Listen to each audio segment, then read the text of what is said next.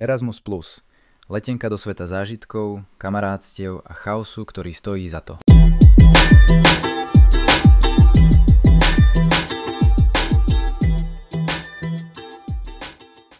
Ahojte, vítame vás pri prvej epizóde nášho školského podcastu. Moje meno je Marko. A ja som Beky. A dnes sa budeme baviť o programe Erasmus+.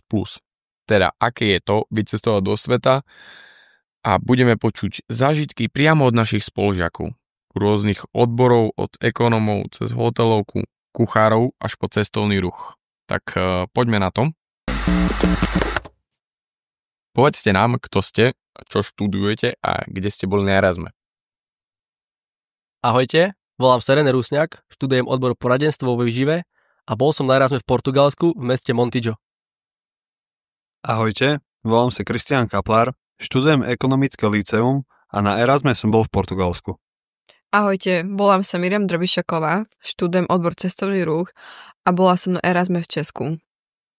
Čaute, volám sa Tobias Hnatko, študujem ekonomické líceum a Erasmus som absolvoval v Lisabone. Ahojte, volám sa Laura Lazoríková, študujem odbor cestovný ruch a minulý rok som sa zúčastnila programu Erasmus Plus v Českej republike, konkrétne v meste Nová Paka. Tak mňa by zaujímalo, aký bol váš prvý dojem, keď ste vystúpili v novej krajine. No, môj prvý dojem bol veľmi pozitívny. Nová Paka je menšie mestečko, ale veľmi príjemné, s milými ľuďmi. Bola som aj trochu nervózna, ale zároveň nadšená, že ma konečne čaká niečo nové. A po príchode ma aj zaujalo, aké čisté a upravené bolo celé to mesto a celkovo okolie. Takže môj prvý dojem bol veľmi pozitívny, bolo tam príjemné teplé počasie a bol som rád, že sme došli v bezpečí.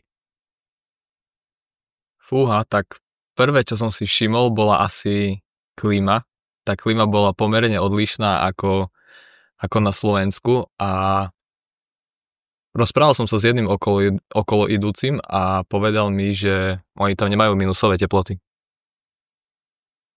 Tak to znie zaujímavo a mňa by len zaujímalo, že jak si tam potom dokázal tie 2 týždne vydržať.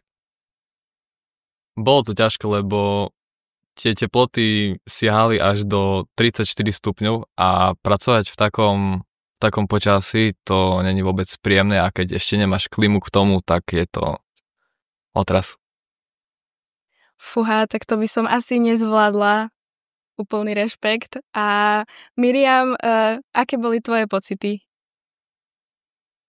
Moje pocity boli také, že Nová Paka na mňa pôsobila na prvý pohľad ako pokojné a malé miesto. No a môj prvý dojem bol taktiež veľmi pozitívny, aj keď som bol unavený, pretože sme cestovali celú noc, tak som sa tešil na novú krajinu. Wow, tak to boli skvelé odpovede a mňa by teraz zaujímalo, že čo bolo také najväčšie prekvapenie? Jedlo, ľudia alebo ich zvyky? Pre mňa bolo asi tým najväčším prekvapením to, že tí ľudia po robote išli do mesta. Príde mi, že v Bardejove to vôbec tak nie je a z toho som bol celkom ako fascinovaný. Najviac ma prekvapili ľudia, boli veľmi milí, otvorení a nápomocní. A čo sa týka jedla, milo ma tiež prekvapilo.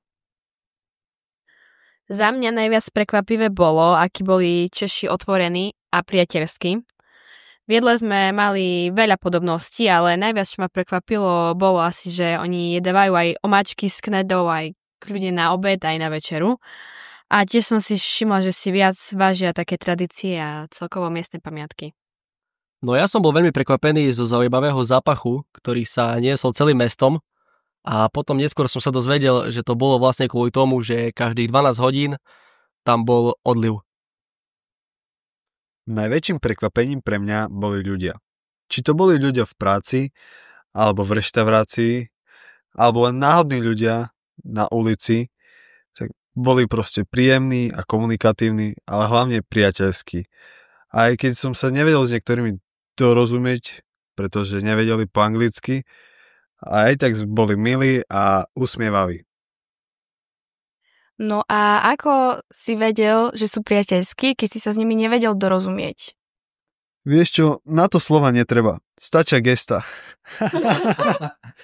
No tak sme sa trošku zasmiali a poďme si teraz povedať niečo o vašich trapasoch, ktoré ste zažili. Dobre, tak kto z vás by chcel ako prvý povedať svoj trapas? Laura na mňa tak pozerá. No, tak niekedy sme sa trošku stratili v prekladoch, ale všetko sa dalo vyriešiť s úsmevom. Inak to bola veľmi príjemná skúsenosť bez nejakých väčších trapasov a problémov. Dobre, vďaka, tak René. Takže nejaké trapasy sa mi určite stali, keďže prechod zo slovenčiny na komunikáciu v angličtine s Portugalcami bol veľmi zaujímavý, takže s nimi sme mali nejaké slovné potyčky. A pamätáš si aj nejaké to portugalské slovo? Jedno slovo som si zapamätal, je to slovo obrigado a to znamená ďakujem. No takže obrigado a Tobias, povedz nám niečo viac ty o svojom trapase. No, tých trapasov u mňa bolo mnoho, ale keby som ti mal povedať jeden konkrétny, tak to bol asi vtedy, keď som prvýkrát išiel do práce a som musel začať hovoriť po anglicky a ten stres, čo na teba príde, tak zistíš, že tvoja angličtina je na bode mrazu a z toho si úplne potom rozčarovaná. Dobre, ďakujem. A Miriam, čo ty? No za mňa bol najväčší trapas, keď sme boli na túre na Prachovských skalách a ja som nemala vhodnú obuv na turistiku a za to sa mi to vypomstilo. Skoro som si vyvrtla členok. Tak to by bolo veľké nešťastie, keby si sa nakoniec ten členok vyvrtla. A tak poďme ďalej. Ostal nám tu ešte Kiko. Tak povedz nám ty nejaký svoj trapas, ktorý sa ti stal. Jeden z mojich trapasov bol asi ten, keď som prišiel prvýkrát do práce a zistil som, že moja vedúca, teda nadriadená, nevie vôbec po anglicky a bál som sa, že ako budeme komunikovať medzi sebou a skončilo to tak, že sme komunikovali cez prekladač na telefóne. Tak ďakujeme za odpovede a chcela som sa ešte spýtať, mal niekto z vás nejaké ťažké chvíle? No, za mňa boli ťažšie chvíle len zo začiatku, kým sme si všetci zvykli na to nové prostredie a na ten český spôsob rozprávania a komunikácie.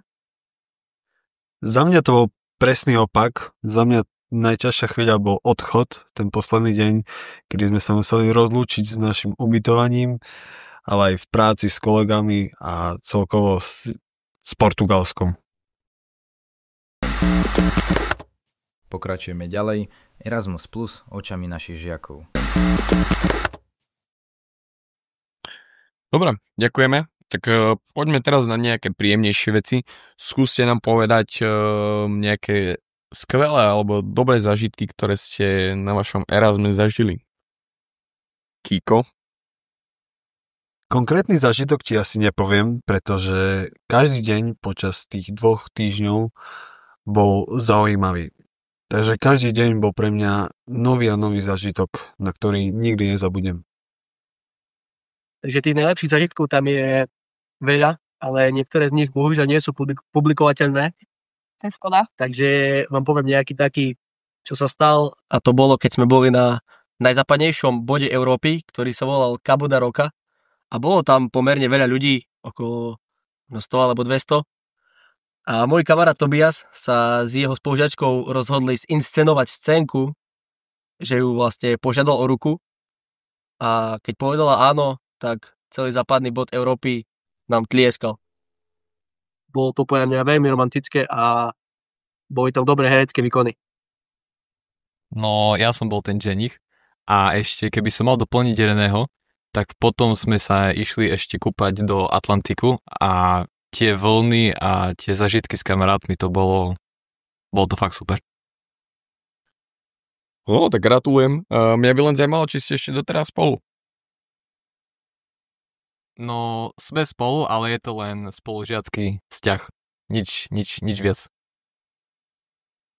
Dobre, tak ďakujeme. Tak teda nič z toho. A ďalšie môže ísť Laura. Za mňa najlepšie zažitky boli určite naše výlety. Napríklad výlet na Prachovské skaly alebo Kutná Hora, alebo boli sme aj v Jíčine. Bolo úžasné vlastne vidieť tie všetky krásne miesta naživo a spoznať ich aj z toho pohľadu cestovného ruchu. Boli to fakt dni plné zážitkov a dobrej nálady. Jednoznačne sa mi páčila návšteva Kutnej Hory a mesta Jíčin. Majú bohatú históriu a krásnu architektúru. To znie úžasne. Takéto spomienky si človek bude pamätať navždy. A keby mal niekto teraz z našej školy možnosť ísť na Erasmus, čo by ste mu poradili? No tak René, poradím ako prvý. No tak určite by som mu poradil, že choď do toho, zdokonalíš sa v jazykoch a budeš mať nezabudnutelné zážitky. Miriam, a čo ty? Tak vám poviem, že určite choďte. Je to skvelá príležitosť spoznať nových ľudí a novú kultúru. Tak za mňa určite nech neváha. Je to fakt skvelá príležitosť získať skúsenosti, spoznať nových ľudí a naučiť sa aj fungovať v tom cudzom prostredí. Aj keď sa niekedy človek cíti taký neistý, ale nakoniec zistí, že to fakt stálo za to. Ja by som im poradil hlavne to, aby sa nebali, pretože sú to neopísateľné momenty a zážitky. A taktiež sa naučia lepšie komunikovať v cudzom jazyku. Osamostatnia sa a mnoho ďalších vecí, čo budú potrebovať do života. Dobre, tak ďakujeme za vaše rady pre našich mladých poslucháčov. Myslím, že boli veľmi inšpiratívne. A mňa by ešte zaujímala jedna taká vec, že ak by ste sa mali vybrať znovu na Erasmus, tak do akej krajiny by to bolo, Kiko? Ja osobne by som išiel do ktorejkoľvek krajiny, lebo rád spoznávam nové veci. Ale keby si mám vybrať nejakú krajinu konkrétnu, tak by som si vybral možno Nemecko alebo Holandsko. Dobre, ďakujeme. Tobias? Rozhodne do Poľska. Tá krajina ekonomicky napreduje a je tam extrémne veľa príležitostí na prácu. A konkrétne by som išiel do Varšavy. To mesto je fakt, že super. Ja si myslím, že to je európsky New York. Presne. Wow, tak to znelo veľmi zaujímavo. Súhlasím s tebou. Dobre, tak môže ísť Laura. Ja keby mám možnosť, kľudne by som sa vrátila aj do Českej republiky, ale keby som chcela skúsiť niečo nové, tak ma láka napríklad Portugalsko alebo Taliansko. Dobre, ďakujeme. Tak René? No ja kebyže si mám vybrať, kde by som išiel na Erasmus, tak by som určite išiel do niektorých z balkánskych krajín. Napríklad do Kosova, pretože Kosovo je najchudobnejšia krajina v Európe a chcel by som vidieť, ako takí ľudia žijú. Wow, tak to znie tiež veľmi zaujímavo. Mima? Ak by som mala možnosť ísť znova na Erasmus, skúsila by som napríklad Španielsko alebo Portugalsko kvôli inej kultúre a jazyku. Ale úprimne som veľmi rada, že som bola práve v Česku, bol to výborný prvý Erasmus. Keby som mala ja možnosť ísť znova na Erasmus, tak by som si vybrala Portugalsko. Láka ma ich kultúra, more a taký iný životný štýl. Ľudia tam pôsobia veľmi pokojne a aj priateľsky. A Portugalsko má aj veľa krásnych miest, ako je napríklad Lisabon či Porto. A je to veľmi pekná krajina, ktorá myslím, že mi má čo ponúknuť. Dobre, tak ďakujeme našim hosťom, že prijali pozvanie do nášho štúdia na nahratie podcastu o programe Erasmus+. Všetkým vám veľmi krásne ďakujem. Verím, že sa ešte niekedy budeme počuť. A vy, ktorí nás počúvate, nebojte sa vycestovať, spoznávať svet a učiť sa nové veci, pretože Erasmus Plus vám môže zmeniť život. Dobre, tak ďakujeme, že ste si nás pustili a popočúvali si nás. Verím, že sa budeme počuť v ďalšom podcaste a ahoj. Daj ešte tvoje meno bolo ma. Dobre, tak náš podcast je u konca. Ďakujeme, že si nás... A to nemáme tiež bliž. Dobre, no, dobre. Nie, to nemôžeme. Povieš, moje meno je Marko? Dobre. Tak, milí poslucháči, náš podcast je dneska už u konca. Moje meno je Marko. Moje Beky. Ahojte!